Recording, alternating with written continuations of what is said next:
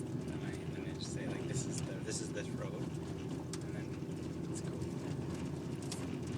I usually put music in it, so I don't have to worry about talking. Alright. I'm recording everything that you're saying right now. Don't say anything confidential. But sorry, I didn't mean to cut you off there. I was saying something. I just need to tell you a story, but I don't want to know it's recording. Oh, No, I'm just kidding. No, I'm just kidding. No, I was just gonna say, so like, Amber and I thought it was kind of funny. Like, so like the first time we went out with coffee, we were just like, because some of the stuff you said, like, it was really hard to know, like, what you actually did. And sometimes it sounds like you could be making up stories. Yeah. A little bit. So we're totally. like, we're gonna check this out. So we like went on the internet and we're like looking up the different websites that you told me about. Yeah. We were like checking the phone number with like the phone number I had for you to see if you was Really? actually the same person. Yeah. And I Yeah, turned it was out? kinda funny. Yeah. Well, it seemed legit. Yeah, For the seemed most legit. part. So far. You're funny. I get that a lot though. A lot of people think I'm. Well, just because like the stuff you say, if someone else told me, I'd be like, well, you're full of it. But I mean, And it's not like I didn't necessarily trust you. I just, that's the type of person I am too. Like, I like to, yeah. like, I trust people, but at the same time, I always to test. I'm not naive or I push things believing that's the right way all the time. Yeah. I'm just, So I checked out. so far, so good. So far, so I good. only looked at a few websites. Yeah. But we decided you could have cooler graphics.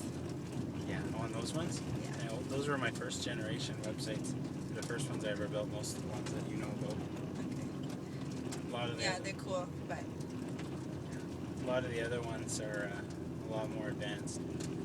Especially the ones we built for customers. That was what I learned web design. Like I learned web design. Like I trained myself because I was determined to be able to do it.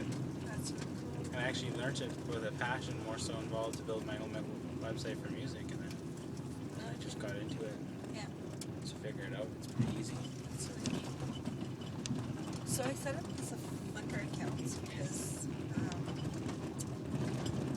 just for school, like with the kids, because we put all the pictures we took with them in school. But I don't know. I've only used Flickr once before, and before it was I set it up for the kids that I was teaching East. So the teacher that was monitoring theirs could see their pictures as well, and she had no problem accessing it. But I don't remember what I did. So like this time I just like uploaded all the pictures and I wrote captions and everything on them, and I thought like the profile was all set up, and then I sent the link, and they can't. It says there's no photos to view, even though I know that there's photos up. Like I don't know. Do you know Yeah, what I no. probably did wrong? Yeah.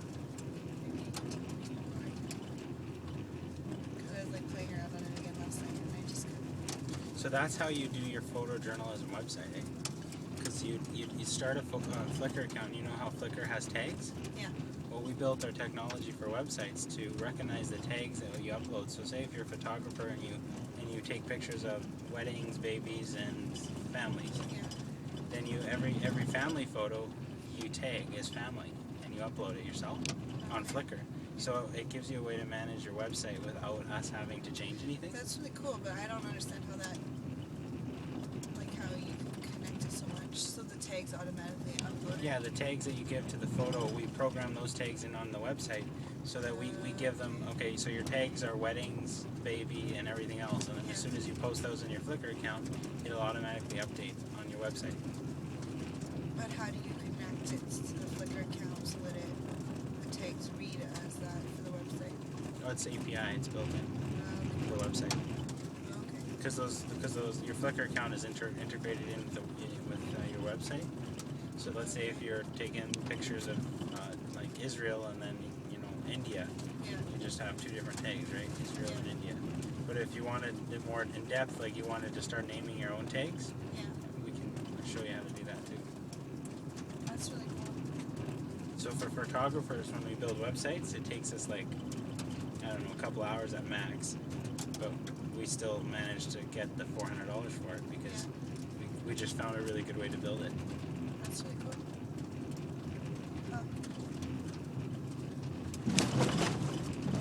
that's why if you wanted a your own photography website, it's actually really easy for us to do. That would be sweet. We just need to know what kind of design you like. You have to kind of give us something to go off of. Johnny's a pretty good artist, but I leave all the design up to him. I take care of all the programming stuff. It sounds like we're programmers, but we're totally trained and learned ourselves. Like it's not like like when you hear programmers are like, okay, I'm a programmer, I know this, that, and the other thing.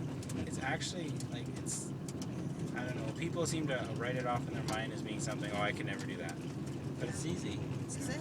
Like it's just simple. Like after you grasp the concept of it, it's just learning from then on.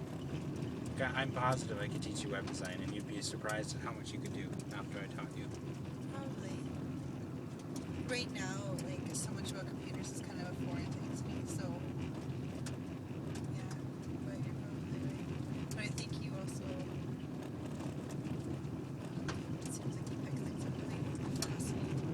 Well, with computers, it's like I never even used Flickr, and I was going over to someone's house to set them up on Flickr, and I learned Flickr just as they did, but because I'm experienced so much with every program that's out there, like I don't even have to really learn the programs. I know how they're built. But it's different. Yeah. I guess when you grow up around it, it's different. Yeah, for sure.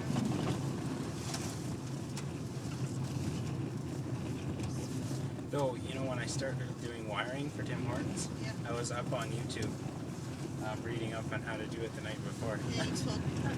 It's really funny, man. And I did, you learn it, and then you go buy the tools, and once you got the right tools and everything, it all makes sense.